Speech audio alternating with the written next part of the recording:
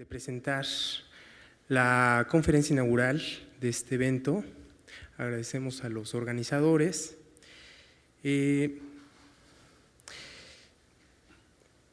Eduardo Matos Moctezuma nació en la Ciudad de México en 1940. Es arqueólogo por la Escuela Nacional de Antropología e Historia. Obtuvo el grado de maestro en Ciencias Antropológicas por la Universidad Nacional Autónoma de México. Estudió el doctorado en esta misma institución. Ha ocupado diversos cargos dentro del Instituto Nacional de Antropología e Historia y fue presidente del Consejo de Arqueología. También ha sido director del Centro de Investigaciones y Estudios Superiores de Antropología Social y fue director del Museo Nacional de Antropología. Sus principales trabajos arqueológicos se desarrollaron en Comalcalco, Tepeapulco, Bonampak, Cholula, Coacalco y Tlatelolco. Coordinó los proyectos Tula en los años 70 y Teotihuacán en los años 90. Desde 1978 y hasta 2001 dirigió el proyecto Templo Mayor. Es miembro del Seminario de Cultura Mexicana de la Sociedad Mexicana de Geografía y Estadística, de la Sociedad de Antropólogos del Caribe, de la Asociación de Escritores de México, de la Academia Mexicana de la Historia, es miembro del Colegio Nacional y recientemente de la Academia Mexicana de la Lengua. Ha recibido numerosas distinciones, entre las que destacan Caballero de la Orden de las Palmas Académicas y Caballero de la Orden Nacional del Mérito, otorgados por el gobierno francés, Oficial de las Artes y las Letras por el Ministerio de la Cultura francesa, socio corresponsal del Instituto Arqueológico Alemán, la Orden Andrés Bello, otorgada por la República de Venezuela, doctor en Ciencias honoris causa por la Universidad de Colorado, medalla Benito Juárez por la Sociedad Mexicana de Geografía y Estadística, miembro honorario del Archaeological Institute of America, profesor de investigación científica emérito del INAH y medalla Henry B. Nicholson por la Universidad de Harvard. Ha impartido más de 1000 conferencias, tanto en México como en el extranjero, y reúne 500 publicaciones entre artículos, reseñas, catálogos, guías, semblanzas y libros. Sus publicaciones más destacadas son Muerte al filo de obsidiana, Vida y muerte en el Templo Mayor, Teotihuacán, La metrópoli de los dioses, Los aztecas, el Templo Mayor, Tenochtitlan, la Casa Prehispánica, Las Piedras Negadas, La muerte entre los mexicas, Estudios mexicas editados por el Colegio Nacional, Escultura monumental mexica, esta última con Leonardo López Luján, entre otras. Ha sido curador de diversas exposiciones, entre las que destacan Dioses de México Antiguo y Descubridores del Pasado en Mesoamérica, y su participación reciente como co-curador de la exposición Aztecas, que se presenta en la Royal Academy of Art de Londres. Tengo el honor de presentarles la conferencia de Eduardo Matos Moctezuma, intitulada Arqueologías de la Imagen Híbrida. Les cedo la palabra. Muchas gracias, Álvaro. Bueno, en primer lugar, quiero agradecer que se me haya invitado a participar en este evento en donde se va a tratar un tema de suyo importante, como es el del hibridismo o lo híbrido en el hombre, en el cuerpo, en el imaginario humano. Entonces, esto nos lleva, desde luego, a múltiples aspectos. Yo diría que casi todos los pueblos de la Tierra tienen en su imaginario elementos o presencias de seres híbridos, ¿no? Yo entendería que estos seres híbridos fundamentalmente se dan ya con, digamos, con toda una serie de características y en ocasiones, según las culturas diferentes, pueden llegar a tener igualmente presencias muy diversas y de importancia diversa igualmente en el ámbito de cada una de estas sociedades en que tienen presencia. Llegando al aspecto de Mesoamérica, yo quisiera decir, y ya se mencionó algo sobre el particular, cómo hay un primer hibridismo que es fundamental hablar de él, y es el hombre mismo. El hombre mesoamericano el hombre maya, el hombre náhuatl, fueron seres híbridos, fueron creados del maíz, son hombres del maíz.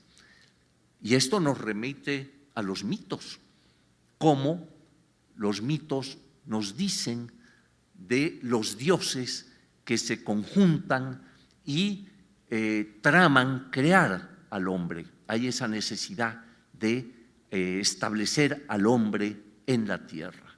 Sabemos cómo las diferentes culturas mesoamericanas han dado respuesta a ese aspecto, a esa necesidad de crear al hombre. Solamente que así como en otras latitudes los hombres fueron hechos de barro o, en fin, hay diversas maneras en que las sociedades han explicado esto. En el caso mesoamericano, este fenómeno se va a dar por, uno, la acción de los dioses, dos, el alimento primordial para el hombre. O sea, que los dioses están preocupados por crear al hombre, pero también por crear el alimento que lo va a sustentar. Y entonces, ¿qué hacen estos dioses? Conjuntan ambos elementos. Y entonces surge el hombre del maíz, ¿no?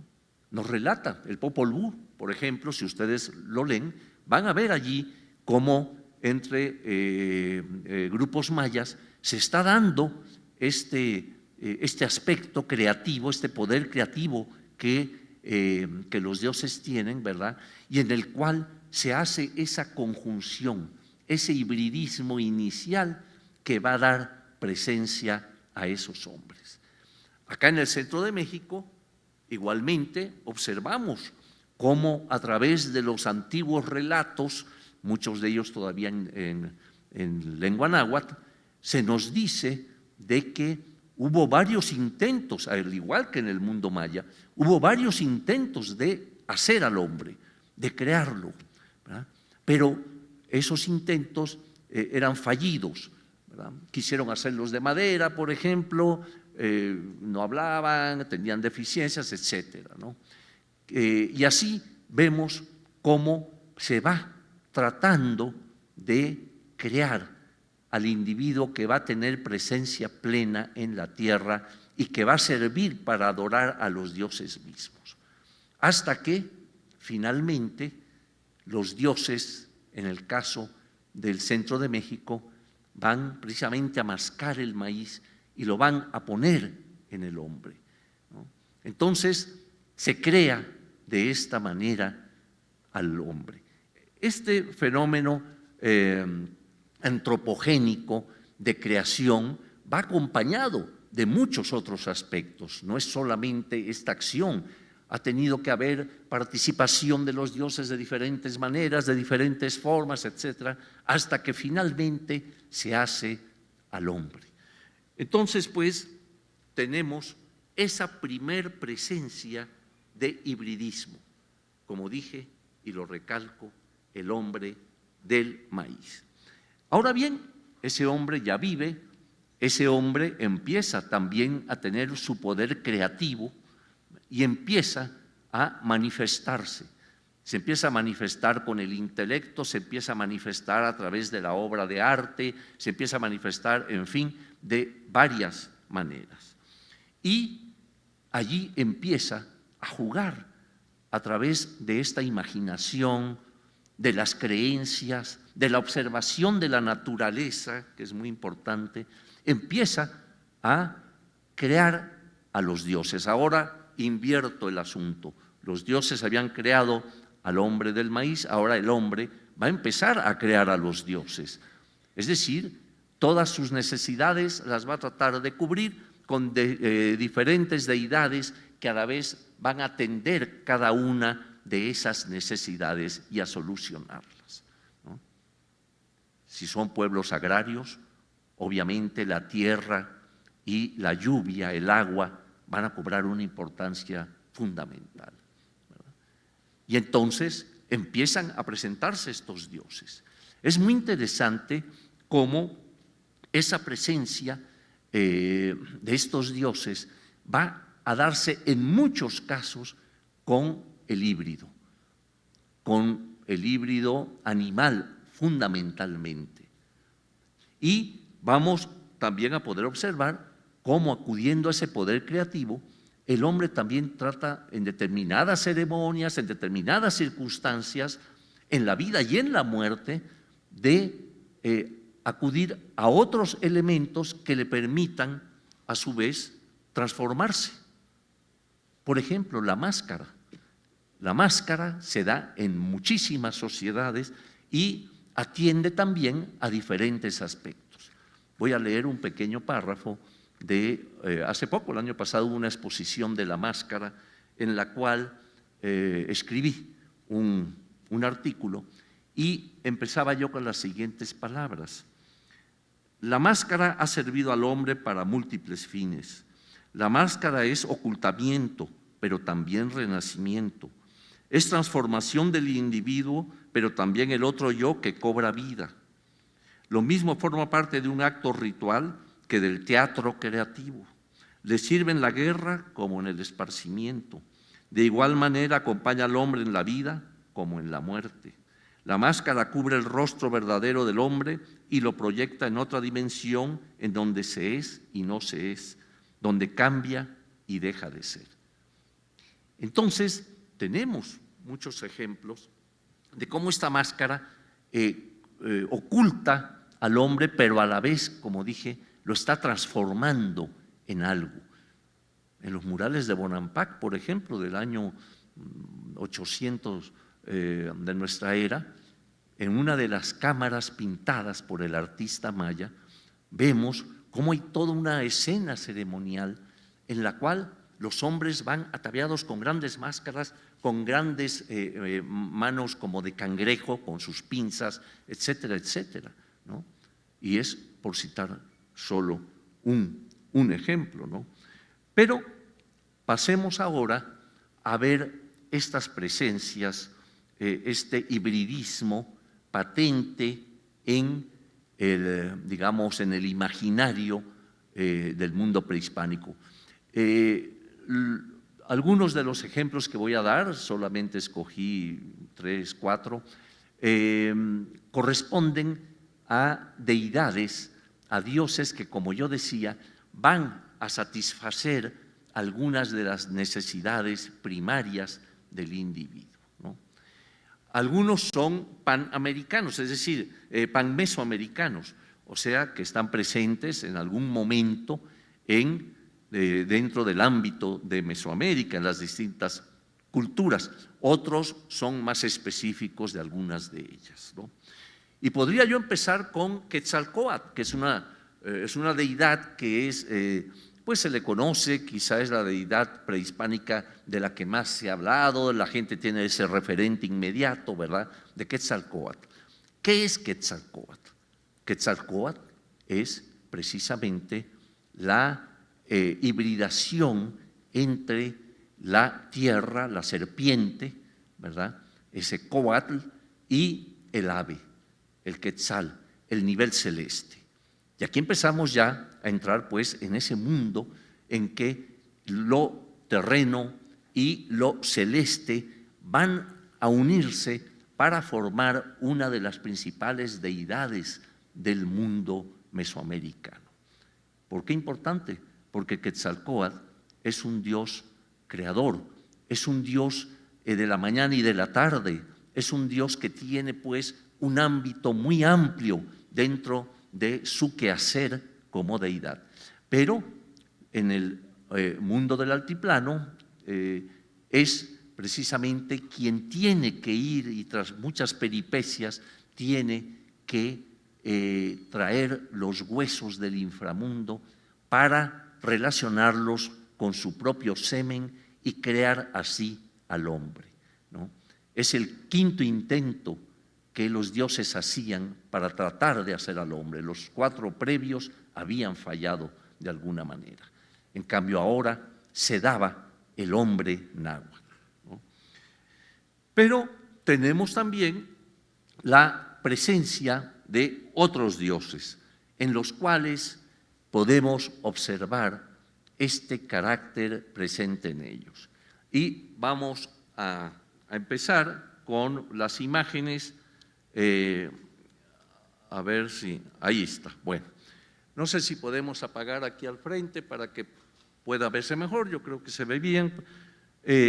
Así está muy bien. Bueno, aquí tenemos una primera imagen. Esta pieza fue encontrada en las excavaciones del Templo Mayor, del principal edificio de los mexicas o aztecas, en pleno centro de la Ciudad de México. Salieron dos ollas de barro que, como ustedes ven, muestran un rostro.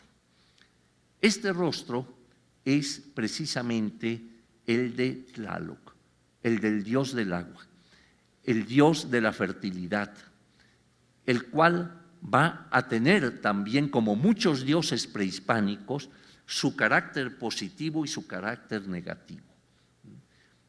Muchos piensan que al ser el dios del agua, que va a traer la fertilidad a las plantas, va a bañar a la tierra para que surja los frutos que van a de alimentar al hombre, que tiene ese lado bondadoso. No, también tiene su lado negativo. Entonces el hombre tiene que tratar de guardar el equilibrio de este Dios para que siempre esté, o tratando de que esté, en su lado positivo, dador de agua, dador de vida, ¿no? Porque si no ocurre así, a través de múltiples ceremonias, ofrendamientos, etcétera, el Dios puede excederse y mandar agua en tanta abundancia que mata a la planta, o puede mandar el granizo y mata a la planta, o puede mandar una sequía, no enviar ya el agua y trae las consecuencias correspondientes para el hombre. Entonces es una deidad que se le tiene, como a todas, que tener en su equilibrio, ¿verdad?, por medio de la acción del hombre mismo.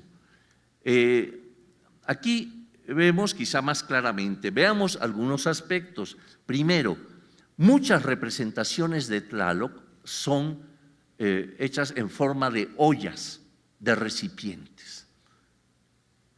¿Por qué? Porque es la olla el lugar donde se contiene el agua o donde se guardan las semillas para ser sembradas. De esa manera, esa agua que se guarda en la olla y demás tiene también un simbolismo y un significado muy importante. Estas ollas son matrices, son elementos femeninos, ¿verdad?, procreadores, que esa agua es el líquido amniótico, la cual se va a vertir a la tierra para que la planta crezca. Entonces, pues, ven ustedes aquí cómo no solamente es la representación de una figura, sino que tiene toda una serie de características y de simbolismos dentro de ella. Ahora ustedes me dirán, muy bien, señor, pero díganos cuál es el hibridismo. Pues ustedes ven que son dos aros, llamamos anteojeras, anteojos, que revisten los ojos de la deidad. Pero también ven que la nariz tiene un elemento envuelto, y sabemos por representaciones muy primeras que Tlaloc, lo que forma los ojos y la nariz es una serpiente. Es este elemento serpiente que nos une o nos lleva precisamente al aspecto terrestre, pero también al aspecto de fertilidad. La serpiente es quizá el animal que más acepciones tiene en el mundo prehispánico, ¿no? Lo mismo se identifica, como decíamos, con la tierra, que se va a identificar con el río, la corriente de agua, que se va a identificar con elementos fálicos, también todos ellos pues dentro de un ámbito de fertilidad. Entonces, lo que vemos allá con la evolución de la figura misma, que son ya nada más estos como anteojos, en realidad eran serpientes y al igual que la nariz. Era pues esta serpiente doble que tenía un simbolismo muy importante. Pero vean ustedes también que tiene abajo de la boca la lengua bífida, apenas está insinuada, la serpiente nuevamente, los colmillos, ¿no?, que algunos también piensan que podría ser de jaguar, pero el hecho es que este Dios tiene una combinación de elementos, ¿verdad?, en él que van relacionados precisamente con su función. Inclusive vean ustedes, así se encontró con estos colores, ¿no? El color azul, ¿verdad?, predominando por ser este elemento celeste tan fundamental para que la lluvia, ese líquido amniótico, venga a la tierra, la fertilice y dé su fruto. Pero veamos ahora otra figura. Esta la quise mostrar con público para que ustedes se den una idea del tamaño de la figura. Tiene cerca de 3 metros. Se conoce, como muchos saben, como la Coatlicue, la de la falda de serpientes. Pero si la analizamos, vamos a ver aquí un hibridismo maravilloso del cuerpo de la mujer con una serie de elementos simbólicos que son parte de ella, de esta deidad, ¿no? Obsérvenla y van ustedes a notar cómo tiene primero aquí el cuello de la diosa, es la diosa de la tierra, por cierto, está cercenado, está decapitada. Luego ven ustedes el comienzo de los senos aquí, ¿verdad?, con un collar de manos y de corazones, ¿no?, que rematan en la parte principal del collar, que es un cráneo, ¿no? Entonces aquí ya estamos viendo elementos de sacrificio, elementos de muerte, etcétera. Pero veamos su falda. Ven ustedes que son una serie de serpientes entrelazadas, ¿no? O sea, el nombre mismo, Coatlicue, significa eso, la de falda de serpientes. Y ya dijimos cómo la serpiente tiene una gran variedad de interpretaciones, pero entre ellos está este elemento de tierra terrestre que es fundamental, ¿no? Pero ustedes dicen, oiga, pero si yo estoy viendo ahí un rostro arriba, ¿cómo me dice usted que está decapitada? Sí lo está.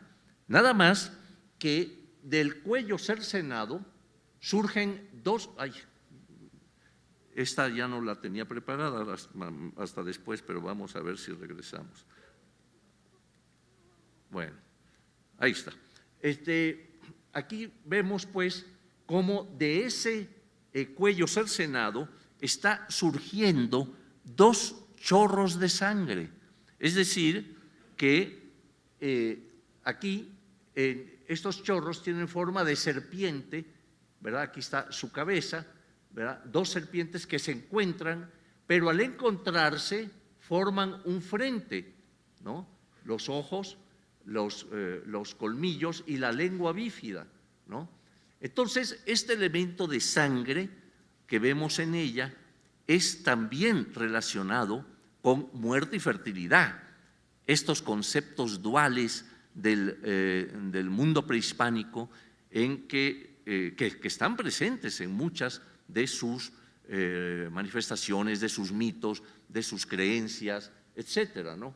Pero más aún, vean ustedes cómo el hibridismo se sigue presentando en las piernas. Vemos en realidad 2 garras de águila, ¿no?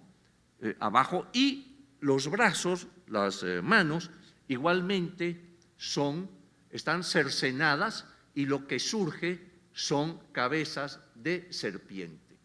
Entonces, en esta figura que el artista que la creó debió ser dirigido por los sacerdotes para plasmar en esta figura todo lo que se necesitaba, realmente hicieron diríamos, una alegoría de lo que era la vida, la muerte, pero más aún, según algunos estudiosos, esta figura, por ejemplo, representa los 3 niveles del universo náhuatl.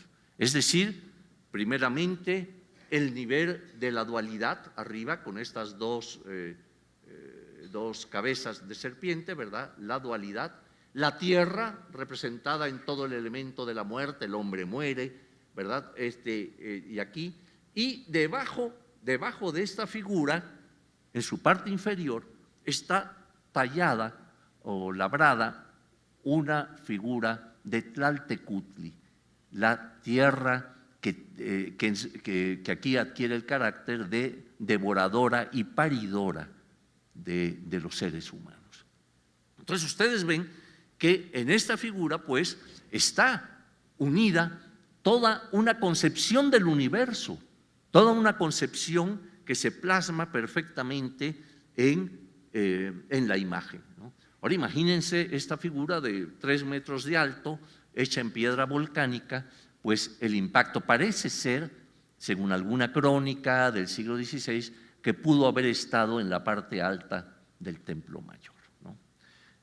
Entonces, aquí vemos esos elementos de este mundo prehispánico riquísimo que sabe o puede plasmar en la piedra, en la obra, ¿verdad?, lo que es un pensamiento ancestral que reviste toda una serie de características.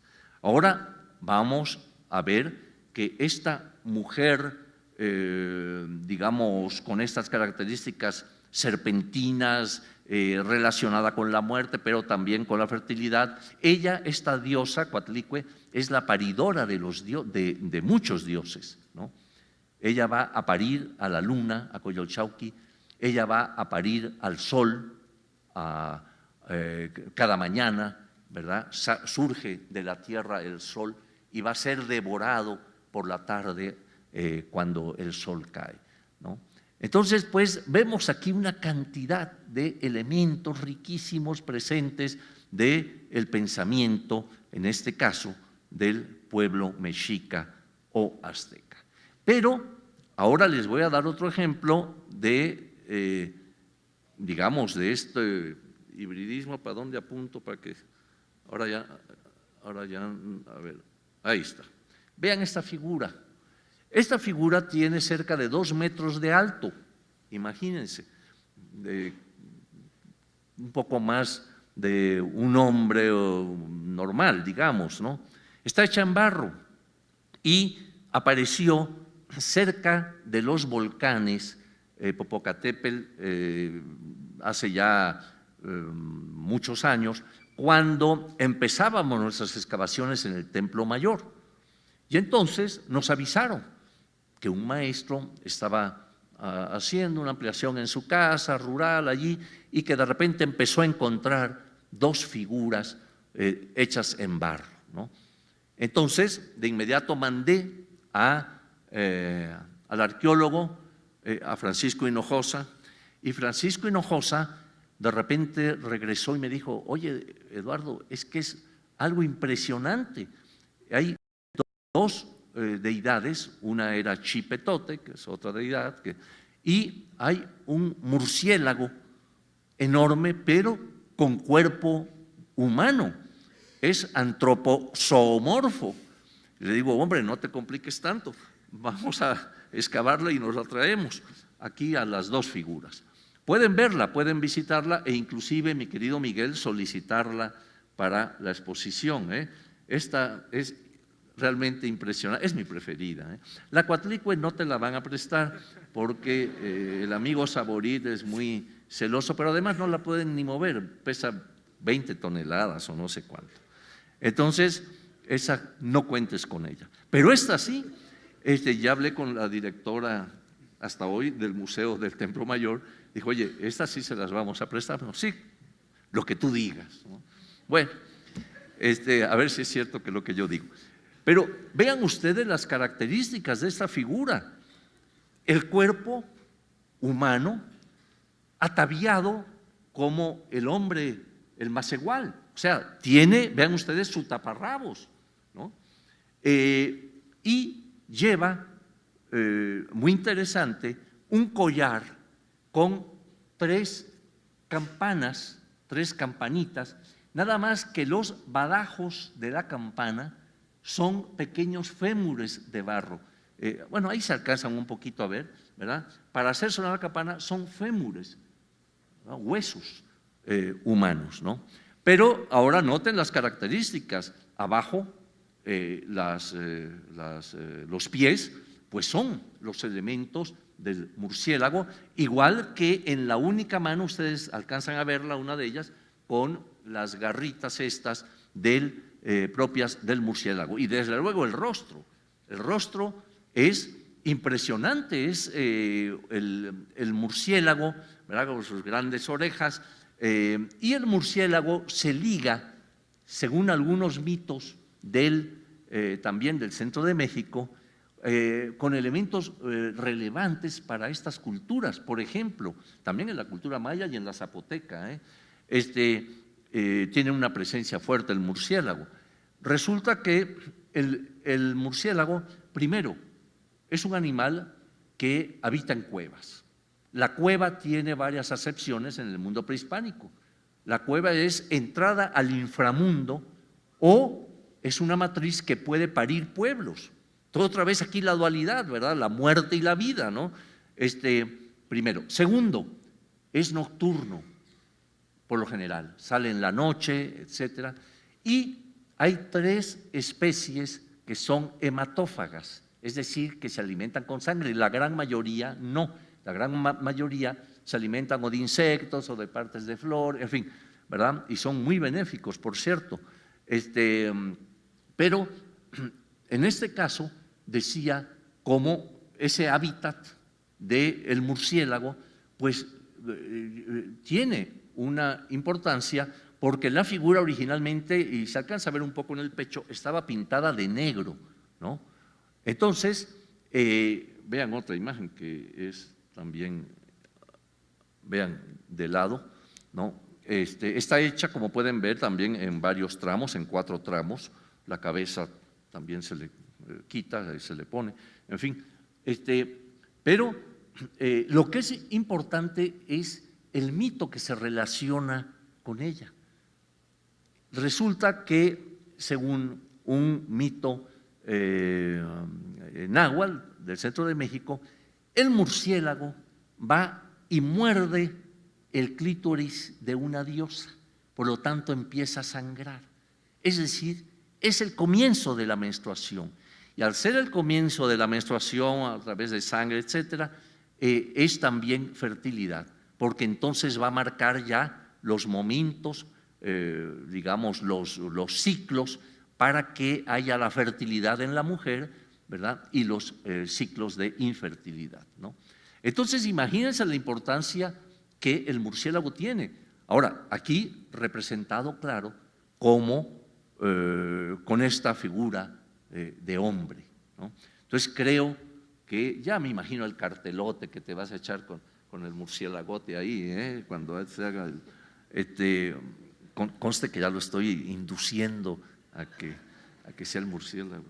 Bueno, entonces, y finalmente vamos a ver otra que también se te puede prestar para la exposición, que es la Cihuacóatl. Cihuacóatl es mujer serpiente. Fíjense cómo en los que he presentado, en general, la serpiente tiene un papel determinante, muy importante. Esta Cihuacóatl también la encontramos en el Templo Mayor. La encontramos reclinada en una de las escaleras del lado de Tlaloc, en el Templo Mayor. En este caso se le representa con el cuerpo en espiral. Ven ustedes allí las manchas, tiene todavía color, un color rojo, el blanco, en fin, y demás. La cabeza, en el interior vemos que está el rostro de una mujer. En este caso no se nota muy claro, bueno, sí se ve ahí la nariz, porque le fueron embarrando ceremonialmente chapopote. O sea, hemos encontrado que en el templo algunas figuras se les colocaba y en determinadas ceremonias, y por lo tanto pues iba también un poquito perdiendo su forma original. Pero allí pueden verla cómo tiene este cuerpo, también hecho de piedra volcánica, ¿verdad? La cabeza, el remate y el rostro que emerge de, digamos, de esta mujer serpiente, ¿no? Hay otra imagen, creo que es de frente, allí está, en donde se puede ver todavía, ahí mejor el tono rojo, por ejemplo, en este cuerpo serpentiforme y que remata en la cabeza, pero esto era también muy importante porque esta mujer serpiente tenía también sus características, sus atributos, nos relatan los cronistas, Fray Bernardino de Sahagún y otros más, acerca de, digamos, de lo que hacía o lo que correspondía a esta figura, que además se manifestaba en uno de los sacerdotes principales, el Cihuacóatl, que tenía en la escala, digamos, del sacerdocio mexica o azteca, pues una importancia fundamental. Entonces, pues, lo que yo he querido es mostrar a ustedes cómo hay estas presencias que creo que son muy buenos ejemplos del mundo mesoamericano. Podríamos tener muchísimas más, pero tampoco se trata de mucho, sino escogí precisamente estas por sus características. Mujer serpiente, la Coatlicue es una mujer serpiente águila, Tlaloc es serpentiforme, en fin, y esa constante de la serpiente con estos elementos que la van a caracterizar. Entonces, pues, para terminar, solamente quisiera comentarles que dentro de su estructura universal, su concepción del universo, precisamente para ellos ese universo estaba compuesto por los niveles celestes, los niveles del inframundo y los 4 rumbos universales. Estos 4 rumbos universales estaban caracterizados por o identificados, simbolizados por una planta, por un ave, ¿verdad? Por una deidad también. O sea que tenían determinadas, por un color también, y estas características identificaban a cada rumbo universal, ¿no? Lo que nosotros llamamos norte, sur, este, oeste, etcétera, para ellos también eran ámbitos regidos, como decía, por alguna deidad, ¿verdad? Y con estas características de colores, etcétera. Entonces, pues, estamos en un mundo de simbolismo que, como ustedes ven, el artista antiguo también lo supo transformar para mostrarlo a estos pueblos con todos los elementos que le eran propios a estas deidades. De esta manera, el hombre creador por excelencia no solo había creado a los dioses, había creado también todo un mundo en el cual ellos cotidianamente se desenvolvían. Entonces, pues, era lo que yo quería mostrarles. Preguntas, mi querido amigo Álvaro. Vamos a poner la imagen del murciélagote, caray. Porque, agradecemos a Eduardo Matos Moctezuma esta magistral conferencia que nos ha brindado. Oye, te interrumpo porque que no nos vengan el hombre murciélago, este es el verdadero. Adelante. Abrimos una sesión de preguntas y respuestas. Si no hay preguntas, pues me iré a tomar un refresco.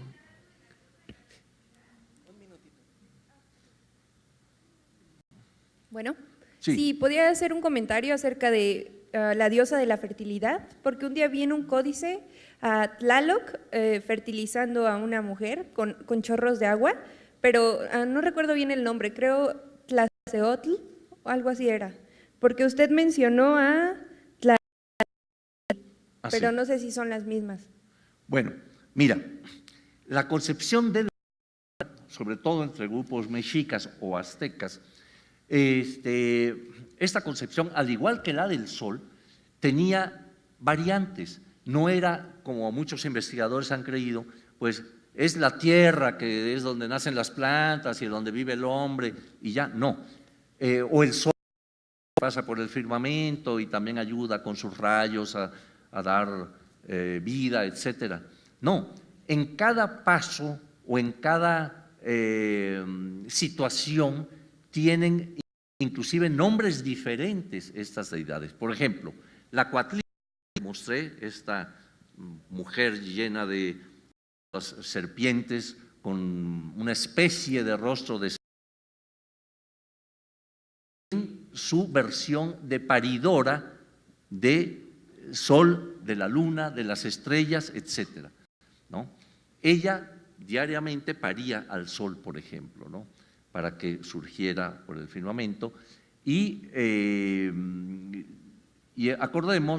recordemos que los guerreros muertos en combate iban a ir a acompañar al sol desde el orto, desde el momento que sale por el este hasta el mediodía, porque era el rumbo masculino del universo, ¿no? Era un sol vigoroso, ¿no? Era un sol potente, en fin, y del mediodía al atardecer, los que iban a acompañar al sol eran las mujeres muertas en parto, ¿no? Estas mujeres se les consideraba guerreras, por eso iban a acompañar al sol, que era el guerrero por excelencia, ¿no? Entonces iban a acompañar al sol del mediodía al atardecer, ¿no? Entonces, en esa vertiente, digamos, la Coatlicue es esta paridora de que tú mencionabas, que es una figura impresionante, el señor, señora de la tierra. Tlaltecutli se encontró en el Templo Mayor la figura quizá más grande que se ha hallado, ¿no? Casi 4 metros por lado, es un cuadrado, ¿verdad?, de la tierra con las garras también, digamos, está acostada con estas garras y las piernas abiertas en posición de parto, ¿no? ¿Por qué? Porque ella se encargaba, según podemos leer en las a los bultos mortuorios que se hacían, ¿verdad? Ella se comía al cadáver para que pasara a su matriz y de su matriz los expulsaba para que fueran al lugar que se les destinaba según la forma, al Mictlán, ¿no? Entonces, esta diosa se le representa así, ¿no? Entonces, ahí el carácter es de devoradora, paridora, ¿no? Y tierra mítica es la tierra en que van a crecer las plantas, en la que se va a establecer el hombre, pero es el primer numeral del calendario, el 1 Zipactli, ¿no?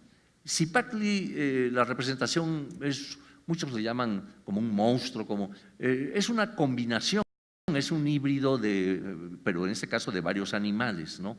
Entonces, pues, como ves, sí tiene varios. Entonces, claro que hay otras deidades, por ejemplo, relacionadas con el agua, como Chalchiutlicue, que es esposa de… No nos compliquemos ya la existencia porque si no, no acabaremos nunca. Por ahí hay otra pregunta. ¿Quién? Al fondo. Gracias. ¿Pudiera repetir el nombre de la deidad murciélago, por favor? Pues si me das 100 pesillos, puede que… No. De esta última es Tlaltecutli. La otra era Coatlicue, el otro Zipactli. Y mencionaban en su presentación que usted estuvo en la zona arqueológica de Comalcalco. En esa zona, en ese parque arqueológico, ¿Cuáles serían los híbridos que lo representan? ¿A mí o a la zona? A la zona de la que estamos Sí. hablando. El Comalcalco, bueno, ¿cuáles son los híbridos que lo representan? Pues no, como es el sitio más occidental, por lo tanto, deben haber tenido, obviamente, toda esta, digamos, estas formas de pensamiento en sus expresiones, pero así alguna figura especial que nos diera este carácter híbrido, no la recuerdo, ¿no? Gracias. El amplio conocimiento y humor que lo caracteriza, mi estimado maestro, usted llegó hasta marcar la relación con Disney World y los cómics, pero llega más acá, porque esto que usted nos está presentando son también los antecedentes de los híbridos de la ciencia ficción del día actual en el cine, ¿no? Si vemos las figuras, ¿usted ha llegado a comparar en algún momento eso con la ciencia ficción de hoy? Bueno, no fue una broma y además de que es verdad, yo creo que se suena fácil al otro, porque no solo por el tamaño, sino por lo que implicaba, ¿no? Pero, querida amiga, pero yo quiero comentarte que aquí hay antropólogos, etnólogos que han estudiado actualmente la presencia de muchas de estas cosas o de nuevas cosas en grupos indígenas, ¿no? En los cuales se puede ver también ese poder creativo del hombre para llenar el mundo real y real de seres, de elementos que a veces se les puede temer o a veces se les puede adorar, ¿no? Pero ese artículo de chamanismo, por cierto, van ustedes a poder escuchar cómo hay estas presencias, ¿verdad?, en un mundo, digamos, que no solo es el mundo, digamos, creado a través de la imaginación, de necesidades, de temores, de toda una serie de elementos que se conjugan en eso. Quédate a las conferencias. ¿Quién más? Es que creo que… ¿Allá? Bueno, mi pregunta está enfocada en el proceso creativo que hay para lograr esto. Nos podemos identificar con un poeta, con un cineasta, con un pintor. ¿Ellos cómo lo hacían? ¿Era un trabajo colectivo, era un trabajo individual para lograr condensar o vamos a ponerle cabeza de esto, o de acuerdo a la tradición lograba, o cómo era ese proceso? Sí, había todo un mundo que se quería recrear ya de manera, digamos, así, ¿no?, como hemos visto, ¿no? Entonces, allí deben haber jugadores, ¿verdad?, los chamanes, o sea, que poseedores de ese conocimiento y de ese mundo, producto de algún artista prehispánico que se le ocurrió, dijo, hombre, voy a hacer un hombre con… no, que hay elementos religiosos, míticos, presente en este tipo de creaciones, ¿no? Pero Coyolxauhqui, que representa a la luna, que también está en el Templo Mayor, estoy haciendo propaganda para que vayan a visitar el templo, maestro. Allí, por ejemplo, vemos una figura femenina desmembrada, decapitada.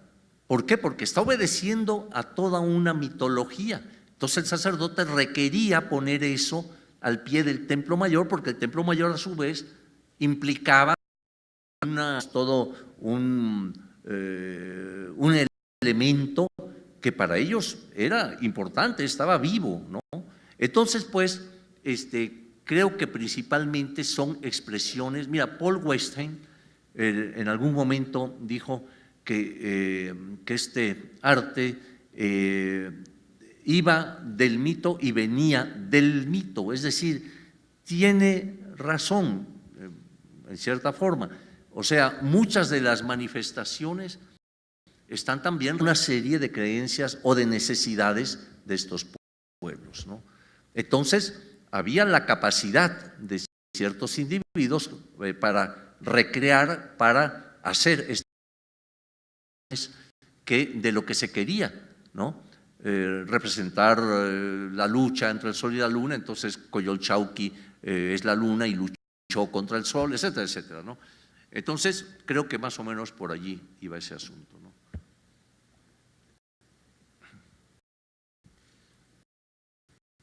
¿Qué hubo? ¿Cómo estás? Aquí. Mucho gusto. Mira, en la presentación previa se habla de la hibridación como una respuesta a poder representar una cosmovisión por medio de la figuración. Tú hablas de una imagen. Nos dicen estas obras de cómo veían estos grupos a los animales o precisamente a estos animales que forman parte de estas hibridaciones. ¿Qué relaciones pudieron establecer en el cotidiano entre ellos, más allá del simbolismo de las deidades y de esta cuestión religiosa, ideológica de la que nos hablas? ¿Cómo sería en un cotidiano? Sí, mira, yo mostré porque es el de los dioses donde se ve presente a través de estos trabajos, de estas obras, de estas piezas, se ve presente esta hibridación en un momento dado. Pero el hombre, el individuo, en su vida cotidiana también está.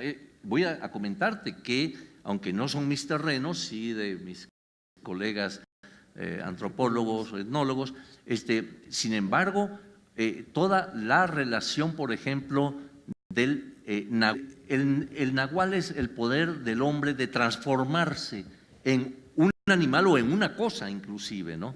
Y lo vemos presente actualmente. El nahualismo está presente, ¿verdad?, en determinados individuos, ¿no?, dentro de su sociedad. Pero no solo eso, también hay, y también a plantas, etcétera, por ejemplo, o hasta cosas también, de que de la tona, en fin, por ejemplo, al momento del nacimiento, ¿verdad?, si hay algún animal, una gallina, un gallo, etcétera, puede ser tu animal, y si ese animal sufre con sufrir, o sea, que en la vida cotidiana está presente este pensamiento, ¿verdad?, que es muy rico, es muy variado, ¿verdad?, en que se está dando estos elementos. Ahora, yo mostré los de los dioses, porque en el mundo prehispánico, a lo mejor alguien pueda corregirme, pero que yo recuerde una representación y un hombre con cola de alacrán. En general, sí jugaban un papel fundamental a acontecer lo cotidiano de los hombres, desde luego, claro, ahí estaban presentes, ¿no?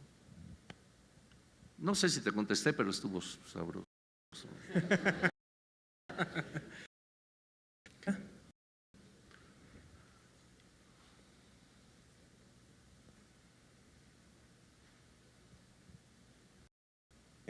Sería una pregunta más bien para todos los que estamos aquí, a pensar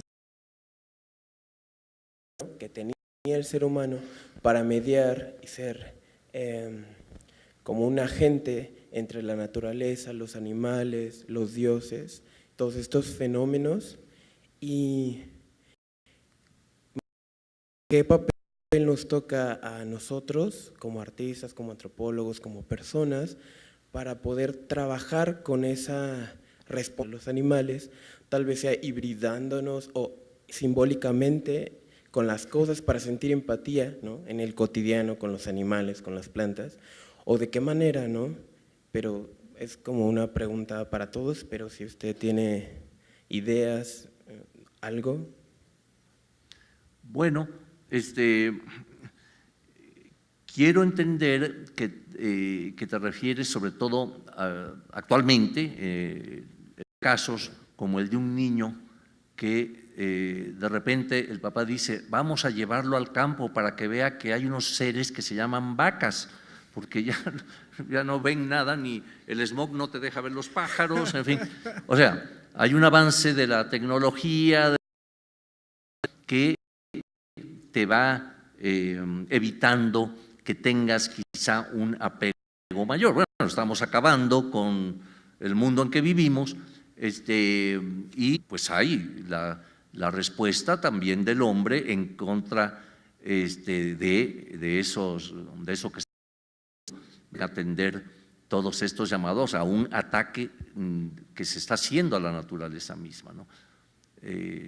Así que pues cada quien desde su trinchera hacer lo necesario para que no haya esta destrucción, ¿no?